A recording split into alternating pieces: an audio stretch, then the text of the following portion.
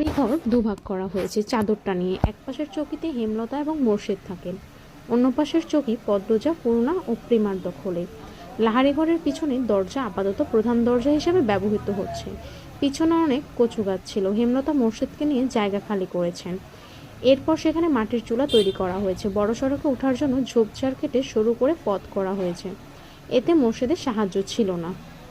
হেমলতা দুই মেয়েকে নিয়ে একাই করেছেন। শুটিং দলে অনেক পুরুষ, পদ্মজাকে ভুলেও তাদের সামনে দিয়ে আসা যাওয়া করতে দেওয়া যাবে না। হেমলতার মাঝে মাঝে ইচ্ছা করে পদ্মজার মুখ পুড়িয়ে দিতে। পরক্ষণে নিজের উপর ঘৃণা চলে আসে। কি করে নিজের মেয়ের প্রতি এমন মনোভাব আসতে পারে? অথচ পদ্মজার হাতে সূচ ফুটলে হেমলতার মনে হয় নিজের শরীরে আঘাত লেগেছে। কি জন্য এত টান পদ্মজার প্রতি? ভেতরে ভেতরে হেমলতা এই প্রশ্নের উত্তর জানেন, শুধু প্রকাশ পায় না, না জানার ভান ধরে থাকেন। আম্মা, আজ আমি রাঁধি? পদ্মজার প্রতিদিনের প্রশ্ন। হেমলতা রাখতে দিবে না জানা সত্ত্বেও পদ্মজা প্রতিদিন অনুরোধ করে। হেমলতা বিপদ আপদ ছাড়া পদ্মজাকে রান্নাঘরে পাঠান না। সোনার শরীরে মাটির চুলার কারি লাগাতে হেমলতার মায়া লাগে। তিনি হাসেন। পদ্মজা মুগ্ধ হয়ে লেখে। হেমলতার বয়স 36, শ্যামলা চেহারা, দাঁতগুলো ধবধবে সাদা, চোখের মনি অন্যদের তুলনায় বড় এবং গাঢ় কালো। চোখ দুটিকে গভীর পুকুর মনে হচ্ছে। ছিমছাম গরম। পূর্ণা যেন মায়েরই কিশোরী শরীর, তবে তারা তিন বোনই মায়ের মতো চিকন আর লম্বা। আচ্ছা, আজ তুই রাঁধবি? পদ্মজা ভাবেনি অনুমতি পাবে। আদরে উল্লাসে প্রশ্ন করে, সত্যি আম্মা? যা জলদি, আসরের আজান কবে পড়ছে? পদ্মজা রান্নার প্রস্তুতি নিতে থাকে। পূর্ণা আর প্রেমা হিজল গাছের নিচে পাটি বিছিয়ে লুডো খেলছে। প্রেমা বাটপাড়ি করে। এ নিয়ে কিছুক্ষণ পরপর তাদের মাঝে তর্ক হচ্ছে। সকালে বৃষ্টি হয়েছে। রান্না করতে গিয়ে পদ্মজা ভেজা মাটির কি গন্ধ পেল, কি সুন্দর অনুভূতি। মোর্শেদ পদ্মজাকে রাত্রে দেখলে কপাল কুঁচকে করে ফেললেন। ঘরে ঢুকে হেমলতাকে মেজাজ দেখিয়ে প্রশ্ন ছুড়ে দিলেন, এই সেরি রান্ধে কেন? হেমলতা নির্লিপভাবে জবাব দেন, আমি বলেছি, কতদিন কইছি এই সেরির হাতের রান্ধন আমারে খাওয়াইতে। মোর্শেদের কঠিন স্বর পদ্মজার কানে আসে। মুহূর্তে খুশিটুকু ফাটা বেলুনের মতো চুপসে যায়। সে জানে এখন ঝগড়া শুরু হবে। তার আম্মা আব্বার অনুচিত কথাবার্তা মাটিতে পড়তে দেন না, তার আগেই জবাব ছুড়ে দেন, খেতে ইচ্ছা না হলে খাবা না। রাইতের বেলা না খাইয়া থাকবা মামি? খাবার রেখেও যদি না খেতে চাও সেটা তোমার সমস্যা। আমি বা আমার মেয়ে কেউই কিছু বলিনি তোমাকে। মোর্শেদ কিছু নোংরা কথা শোনাতে প্রস্তুত হন। হেমলতা সেলাই মেশিন থেকে উঠে রুখে দাঁড়ান। তিনি যেন বুঝে গিয়েছেন মোর্শেদ কি বলবেন। আঙুল তুলিয়ে শাসিয়ে মোর্শেদকে বললেন, একটা নোংরা কথা উচ্চারণ করলে আমি আজ তোমাকে ছাড় দেব না। পদ্ম তোমার মেয়ে, আল্লাহ সইবে না। নিজের মেয়ে সম্পর্কে এত নোংরা কথা কোনো বাবা বলে না। মোর্শেদ নোংরা কথাগুলো হজম করে নিলেন, তবে কিরমির করে বলেন, পদ্ম আমার সেরি না, পদ্ম তোমার মেয়ে। আর এ কথাটাও মানতে হবে তোমাকে। বাড়িতে অনেক মানুষ, নিজের বিকৃত রূপ লুকিয়ে রাখো। মোর্শেদ দমে যান। চৌকিতে বসে বড় করে নিঃশ্বাস ছাড়েন। চোখের দৃষ্টি স্থির। পদ্মজার জন্মের পর থেকেই হেমলতার রূপ পাল্টে গেছে। কিছুতেই এই নারীর সাথে পারা যায় না। অথচ একসময় কত মেরেছেন হেমলতাকে। হেমলতার পিঠে, উরুতে, ঘাড়ে এখনো মারের দাগ আছে। সময় কোন জাদু বলে হেমলতাকে পাল্টে দিল জানা নেই মোর্শেদের। রাতের একটা শ্যুট করার সবাই বিশ্রাম নিচ্ছিল। চিত্রা তখন কথায় কথায় জানালো, লাহারি ঘরে গিয়েছিলাম, মগাজে মেয়েটার কথা বলেছিল তাকে দেখতে।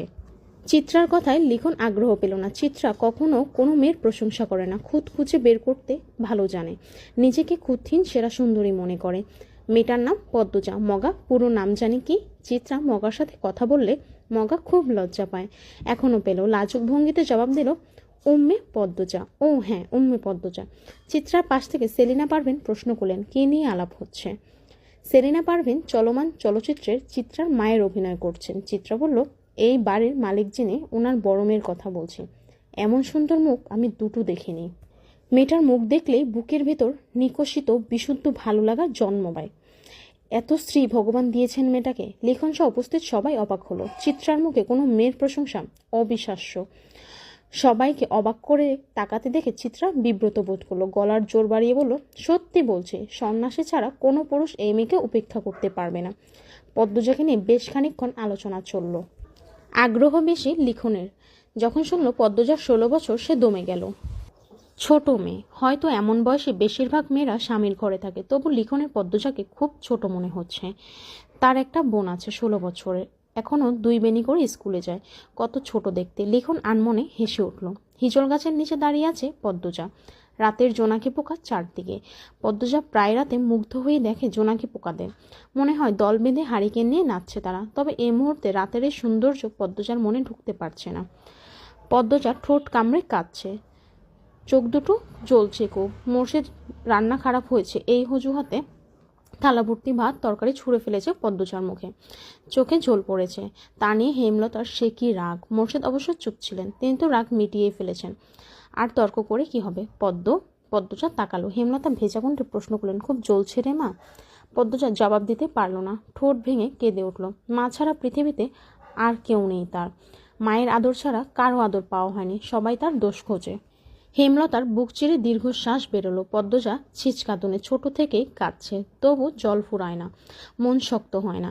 এমন হলে তো চলবে না। পদ্মজার কান্নার বেগ বাড়ল। হেমলতা সদ্য কাটা বড় গাছের বাকি অংশ বসলেন। চুপ করে পদ্মজার ফোপানো শুনছেন। পদ্মজা শান্ত হয়ে মায়ের পাশে বসল, তার মাথা নত। হেমলতা উদাস গলায় বললেন, এভাবে চলবে না পদ্ম। পদ্মজা তাকালো। হেমলতা বললেন, শোন পদ্ম, কেউ আঘাত করলে কাঁদতে নেই, কারণ মানুষ আঘাত করে কাঁদানোর জন্য। আর যখন উদ্দেশ্য সফল হয় তখন তারা শান্তি পায়। যে আঘাত করলো তাকে কেন শান্তি দিবি? শক্ত থাকবি, বুঝিয়ে দিবি তুই এত দুর্বল নয়। যারে তারে পাত্তা দিস না, হাজার কষ্ট কাঁদবি না। কান্না সাময়িক সময়ের জন্য মনকে হালকা করে, পুরোপুরি নয়। যে তোকে আঘাত করবে তাকে তুই তোর চলন সবকিছুতে ছিন্নিভিন্নি করে দিবি। তখন তার মুখটা দেখে তোর যে শান্তিটা হবে সেটা কান্না করার পর হবে না। এই শান্তি স্থায়ী। হেমলতার কথা পদ্মজার উপর প্রভাব ফেলল না। সে করুণ স্বরে বলল, কিন্তু আব্বার ব্যবহার আমার সহ্য হয় না আম্মা। আমার সাথে কেন এমন করে আব্বা? তাকে কখনো সামনাসামনি আব্বা ডাকার সুযোগ পেয়েছিস? পাসনি, তবু কেন আব্বা আব্বা করিস? তুই তাকে পাত্তা দিবি না। তুমি খুব কঠিন আম্মা, তোকেও হতে হবে। আব্বা কেন এমন করে আম্মা? আমি কি আব্বার মেয়ে না? আব্বা কেন বারবার বলেন আমি তার মেয়ে না? হেমলতা চোখ সরিয়ে নেন। পদ্মজা জানে এই জবাব সে পাবে না। দাঁতে দাঁত চেপে কান্না আটকানোর চেষ্টা করে। হেমলতা এক হাত পদ্মজার মাথায় রাখেন। কাঁদিস না আর, মায়ের রং পাসনি, মায়ের মতো শক্ত হওয়ার চেষ্টা করতেই তো পারিস। পদ্মজা নির্লজ্জ হয়ে আবার প্রশ্ন করলো, আম্মা আমি আব্বার মেয়ে না? বলো না আম্মা। পদ্মজার চোখ বেয়ে জল পড়ছে, খুব মায়া লাগছে হেমলতার। বুক ভারী হয়ে আসছে। তিনি আবেগ লুকিয়ে কণ্ঠ কঠিন করার চেষ্টা করলেন। মার খাবি পদ্ম, কতবার বলবো তুই আমার আর তোর আব্বার মেয়ে। কি নাম আমার আব্বার? কি শান্ত কণ্ঠ পদ্মজার। হেমলতা চমকান, তবে প্রকাশ করলেন না। মেয়েদের সামনে তিনি কখনো দুর্বল হতে চান না। পদ্মজার দিকে ঝুঁকে কণ্ঠ খাদে নামিয়ে বললেন, তোর আব্বার নাম মুর্শিদ মরণ। পদ্মজা হতাশ হয়ে দীর্ঘশ্বাস ছাড়ল। মাকে খুব বিরক্ত লাগছে এখন। খুব কঠিন করে বলতে ইচ্ছে হচ্ছে, যাও এখান থেকে, আমার কাছে আর আসবা না, কখনো না। কিন্তু সে এমন ব্যবহার বাস্তবে কখনো করতে পারবে না, কখনো না। রাতের বাতাসে ভেসে আসছে হাসনাহেনা ফুলের গ্রান। আকাশে থালার মতো চাঁদ, ঝিরিঝিরি মোলায়েম বাতাস চারদিকে। পদ্মজার চোখের জল শুকিয়ে গেল। হেমলতা ঝিম মেরে বসে আছেন। একসময় নিস্তব্ধতা কাটিয়ে একটা অসহায় কণ্ঠ ভেসে আসলো। মায়েরা তাদের জীবনের গল্প সন্তানদের কাছে বলতে পারে না রে পদ্ম। পদ্মজা তাকালো। হেমলতা ছলছল চোখে তাকিয়ে আছেন। পদ্মজার কান্না পেল। মানুষটাকে এত নরম রূপে মানায় না। পদ্মজা আশ্বস্ত করে বলল, আমি আর কখনো জানতে চাইব না আম্মা। শুটিং দলের একজনও বাড়িতে নেই, সবাই স্কুল মাঠে গিয়েছে। কয়দিন ধরে নদীর ঘাটে যেতে না পেরে তৃষ্ণার্ত হয়ে উঠেছে পদ্মজা। এই সুযোগ হাতছাড়া করা যায় না। হেমলতার অনুমতি নিয়ে সে ঘাটে চলে আসলো। ঘাটের সিঁড়িতে বসলো। কয়েক সেকেন্ড পর টের পেল গান বাজছে কোথাও। গানের সুর অনুসরণ করে কয়েকটা সিঁড়ি নেমে আসে। ঘাটের বাম পাশে নৌকায় বাঁধা একজন পুরুষ বসে আছে, হাতে রেডিও। গানের উৎস তাহলে এখানেই।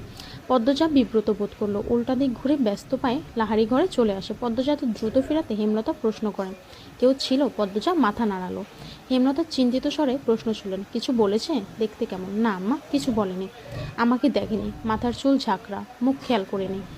ওইটা তো লিখন শাহ, নায়ক। পূর্ণা পুলকিত হয়ে বলল। হেমলতা আর কিছু বললেন না।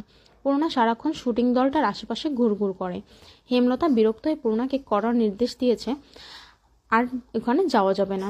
যদি যায় মার একটাও মাটিতে পড়বে না। পূর্ণা ভয় পেয়েছে, কিন্তু লিখন শাহ আর চিত্রা দেবী জুটিটা এত ভালো লাগে যে শুটিং না দেখলে তার দম বন্ধ লাগে। তাই সে চুপিসারে টিনে একটা ছিদ্র করেছে। হেমলতা সেলাই মেশিন লাহারি ঘরের পিছনের বারান্দায় রেখেছেন।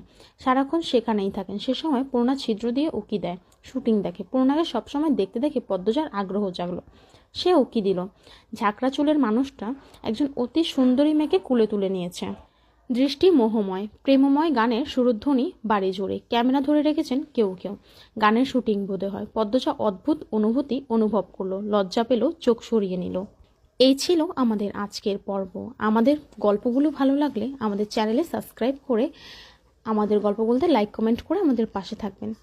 আজকের মতো আল্লাহ হাফেজ সবাইকে। নতুন পর্বে আবার দেখা হবে। আসসালামু আলাইকুম।